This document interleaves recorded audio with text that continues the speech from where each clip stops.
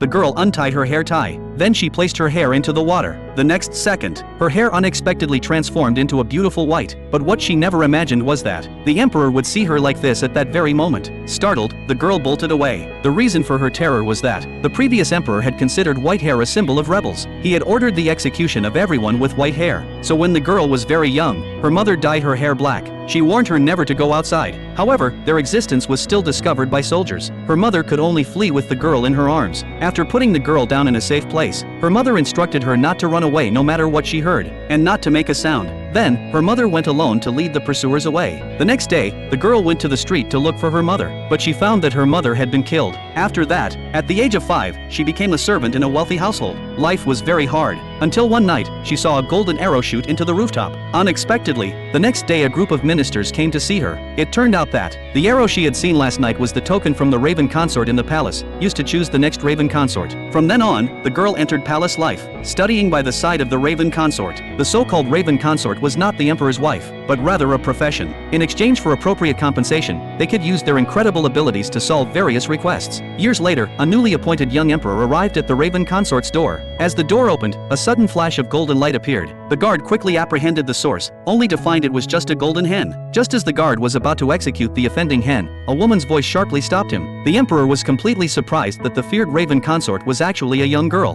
Then he took out a single earring, wanting to find its former owner. The girl rejected the emperor's request, because for such a trivial matter as finding someone, the emperor only needed to say one word. Coming specifically must mean ill intentions. The guard immediately scolded her for being rude, but the emperor wasn't angry. Instead, he walked up to the girl and took her hand. Then he asked her name. The girl's face instantly flushed. Suddenly, her sleeve slipped, revealing the mark on her arm from being a servant. Realizing this, the girl quickly covered it. Then she used her ability to conjure a lotus flower. With a gentle blow, she teleported the emperor outside the room.